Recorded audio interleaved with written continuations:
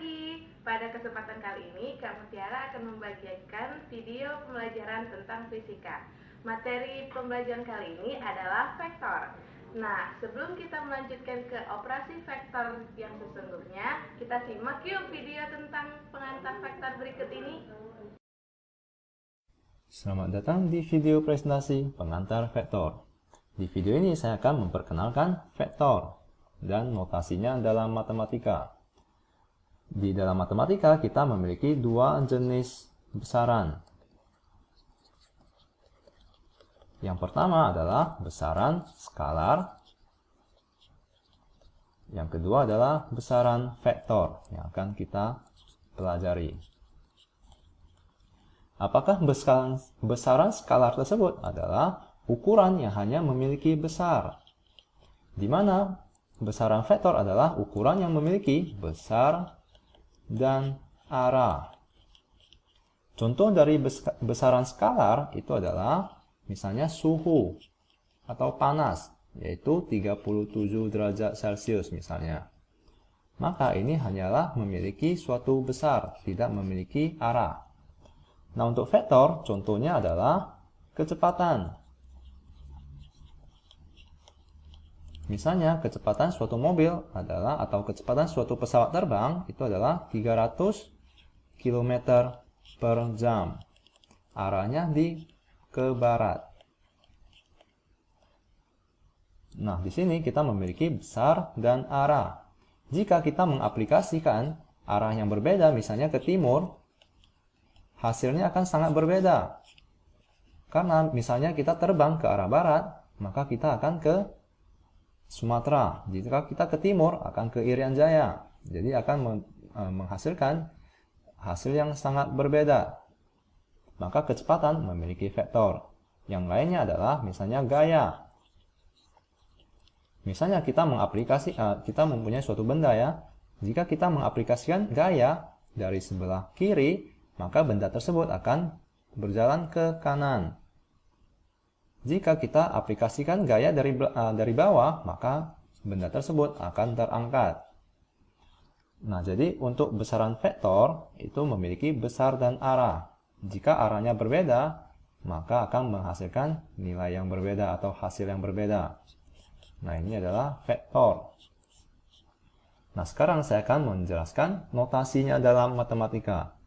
Notasi secara geometri itu akan dinotasikan sebagai garis yang memiliki panah. Contohnya adalah sebagai berikut. Di sini kita bisa tuliskan A ke B. Nah, ini adalah vektor AB, di mana memiliki tanda panah di atasnya. Jadi, di sini kita notasikan dengan titik awal dan titik akhir, di mana titik akhir memiliki panah. Artinya ini adalah dari A ke B.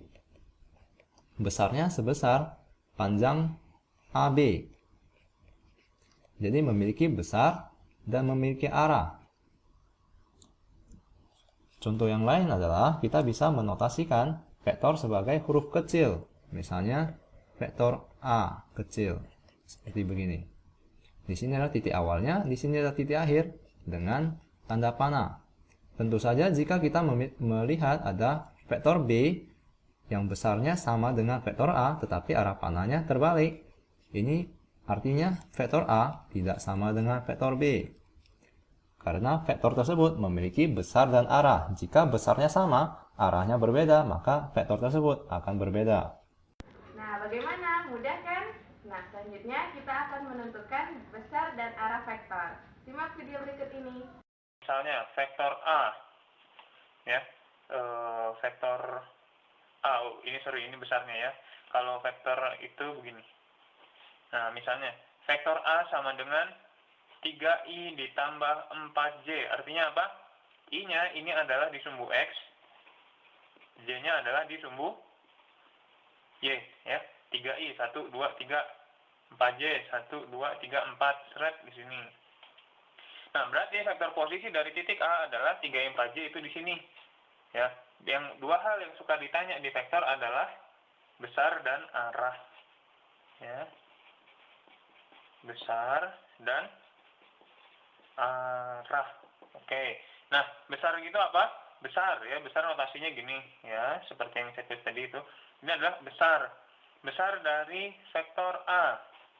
Berarti 3 kuadrat ditambah 4 kuadrat ya. Nah, apa artinya? 3-nya ini adalah koefisien dari I, 4-nya adalah koefisien dari J ya. Kalau kita selesaikan dia akan jadi 5. Nah, maksudnya apa 5? 5 ini adalah vektor posisi ya. A ini kalau 5 yang dari sini. Nah, ya. Jadi 5 adalah besar dari vektor A dari sini sampai sini, ini besarnya adalah 5. Nah, kalau arahnya gimana? Arahnya ini.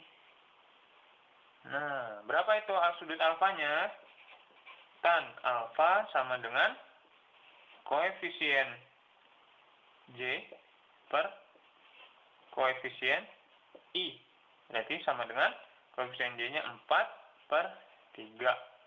Tan alfa sama dengan 4/3. Berarti alfanya berapa derajat?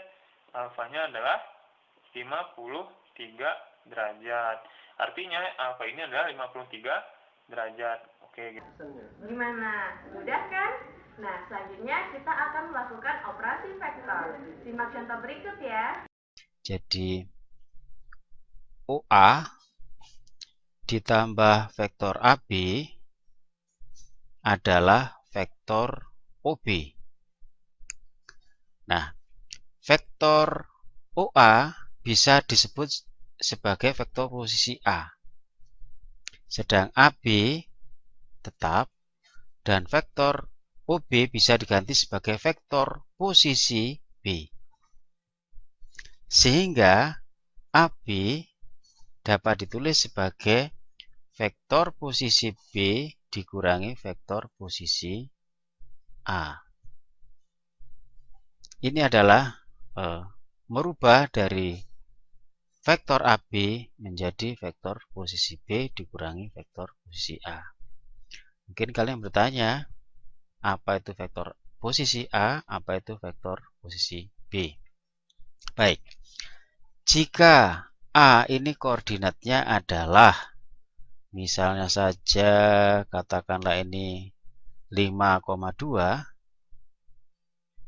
dan B-nya anggap saja 3,5, maka yang dimaksud dengan vektor posisi A adalah 5,2. Mudah bukan? Dan vektor posisi B adalah 3,5. Nah, mudah bukan? Oke. Nah, sekarang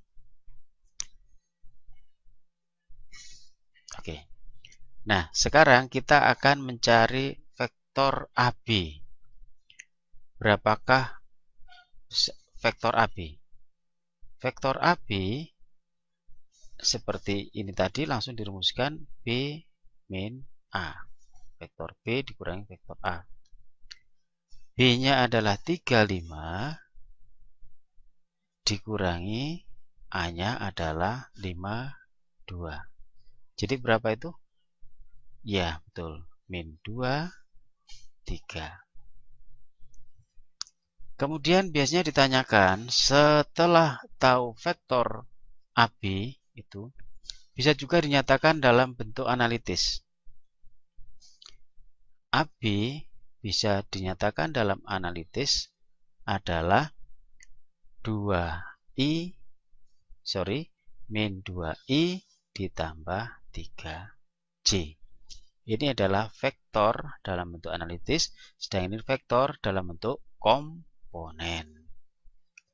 Jadi boleh saya tulis di sini, ini adalah bentuk komponen, sedang dia ini adalah bentuk analitis. Oke, itulah vektor posisi.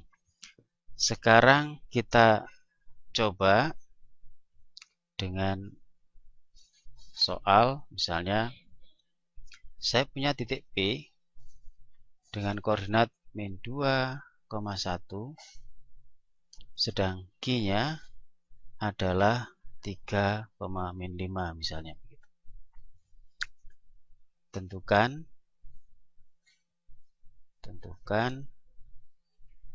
PQ, nah sekaligus dan PQ harga mutlak. Ini namanya besar vektor PQ. Jawabnya adalah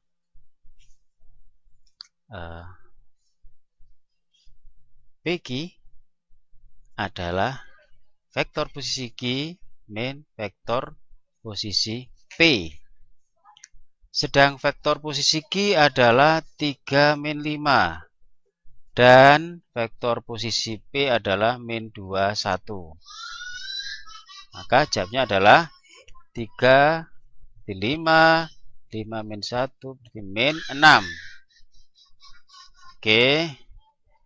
Kemudian besar PQ. Besar PQ adalah akar dari 5 kuadrat ditambah min 6 kuadrat jadilah berapa? 25 ditambah 36 atau akar dari 61.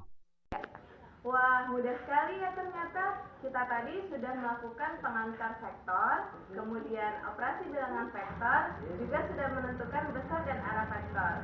Nah, selanjutnya kalian tinggal latihan di rumah. Sampai jumpa di pelajaran berikutnya ya. Selamat pagi.